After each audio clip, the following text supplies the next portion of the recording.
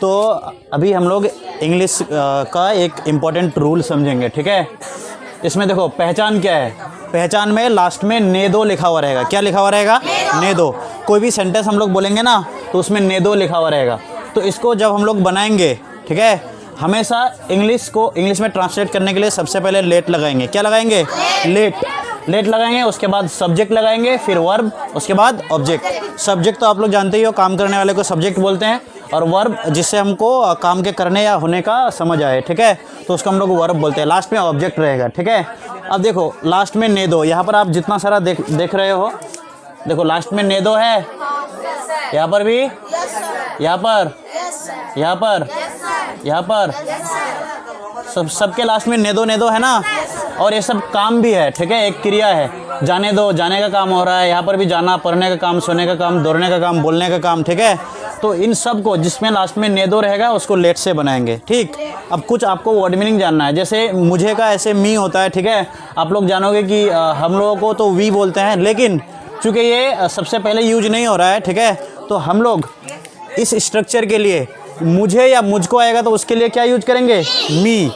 उसे या उसको अगर किसी लड़के के लिए यूज हो रहा है, जैसे सोहेल जाएगा, मैं बोलूँगा उसे जाने दो सोहेल के बारे में, तो हिम यूज करेंगे। क्या यूज करेंगे? हिम, ठीक है। अगर उसे या उसको किसी लड़की के लिए यूज होगा तो हर यूज करेंगे। क्या यूज करेंगे? हर। हम लोग या हम लोगों रहेगा तो अस, उन लोगों रहेगा तो दैम, ठीक है, या किसी का नाम रहेगा तो उसका नाम ही, ओके। अब देखो हम लोग बनाएंगे इसको कैसे। पहला सेंटेंस क्या है? मुझे जाने दो। सबसे पहले हर बार क्या लगेगा? लेट। तो लेट। सब्जेक्ट यहाँ पर कौन है? मुझे। तो मुझे का इंग्लिश वहाँ पर देखो मी, ठीक है, तो इसका हो जाएगा लेट मी। उसके बाद वर्ब गो। इसमें ऑब्जेक्ट नहीं है तो लेट मी गो, यही तक रह जाएगा। क्या बन जाएगा इसका? देखो लेट मी गो, ठीक है। इसमें मैंने एक ऑब्जेक्ट भी डाल दिया, ठीक है। अब देखो मुझे स्कूल जाने दो, सबसे पहले हम लोग मुझे जाने दो का ही बनाएंगे। मुझे जाने दो का लेट मी गो, ठीक है। तो सबसे पहले लेट मी गो। अब आपको कहाँ जाना था? स्कूल, ठीक है, तो स्कूल लिख देंगे, लेट मी गो स्कूल, ओके। अब देखो जैसे सोहेल को पढ़ने दो, क्या बनाएंगे? सही बात, सबसे पहले लेट, वेरी गुड। लेट के बाद हर बार मी नहीं लगाएंगे। मी कब लगाएंगे? जब मुझे रहेगा, जैसे मुझे पढ़ने दो, लेट मी, मुझे पढ़ने दो का क्या होगा? Let me read. मुझे बोलने दो, लेट मी स्पीक। मुझे दौड़ने दो, लेट मी रन। मुझे खाने दो, लेट मी ईट। मुझे सोने दो, लेट मी स्लीप। तो मुझे जब रहेगा तभी मी लगाएंगे, ठीक है। यहाँ पर मैंने सब्जेक्ट बदल दिया, तो लेट के बाद सब्जेक्ट यहाँ पर कौन है? सोहेल, तो लेट सोहेल, ठीक है। ये नाम है तो first letter should be capital. Let Sohel, Sohel को क्या करने देना है? पढ़ने। तो let Sohel read, let Sohel read. उसके बाद वाला देखो नेक्स्ट, हम लोगों को सोने दो। हम लोगों का लिए क्या लोगे आप? अस। लेकिन सबसे पहले क्या लगेगा? Let, very good. तो let us sleep, very nice, let us sleep. उन लोगों को दौड़ने दो, क्या बनेगा? Late, very good. देम का, उन लोगों का them, let them run, very nice, let them run. उसके बाद उसे बोलने दो। अब देखो यहाँ से तो पता नहीं चल रहा है कि उसे जो है कोई लड़का है कि लड़की है, राइट। तो आप यहाँ पर जो भी मन करे आप लेट हर स्पीक या लेट हिम स्पीक। अगर हम लोग सामने से देखेंगे, जैसे जनरली क्या होता है कि जब हम कभी क्वेश्चन वगैरह करते हैं, सपोज हम मुसरत को कर रहे हैं तो बीच में कभी मुन्ना जवाब दे देता है, फिर मैं बोलता हूँ कि उसे बोलने दो, तो वहाँ पर हम लोग बोल सकते हैं कि लेट हर स्पीक, ठीक है। कभी अगर मैं सोहेल को पूछूँ और आप लोग जवाब दे दिए उधर से, तो फिर मैं बोलूँगा कि लेट हिम स्पीक, क्योंकि ये लड़का है तो लेट हिम स्पीक। अगर लड़की के लिए बोलूँगा तो लेट हर स्पीक। इस सेंटेंस से मुझे पता नहीं चल रहा है तो आप मन मर्जी का मालिक हो, जो आपको यूज करना है। तो बताओ लेट, लेट के बाद चलो हिम यूज कर लेते हैं, लेट हिम स्पीक। आप यहाँ पर हर भी यूज कर सकते थे, ठीक है। बाकी हम लोग पर्सन को देखेंगे तो उसी हिसाब से। यहाँ पर जहानुरा को बोलने दो, क्या हो जाएगा?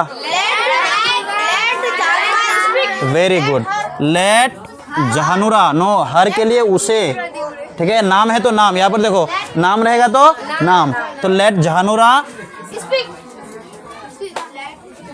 जहानुरा स्पीक, लास्ट वाला जहानुरा को अंग्रेजी बोलने दो। लेट जहानुरा नहीं, नो। पहले आप देखो ऑब्जेक्ट बाद में होगा, पहले क्या होगा वर्ब। वर्ब यहाँ पर क्या है सेंटेंस में? अंग्रेजी नहीं, वो तो ऑब्जेक्ट हो गया, ये हो गया सब्जेक्ट। वर्ब हो गया बोलना, बोलना जो है, ठीक है। तो सबसे पहले अंग्रेजी को आप हाइड करके देखो। अंग्रेजी अगर नहीं रहेगा तो आप क्या बनाते? सबसे लेट जहानुरा स्पीक, क्या बोलना है उनको? तो लेट जहानुरा स्पीक इंग्लिश। समझ में आया? Let Jahanara speak English. Clear?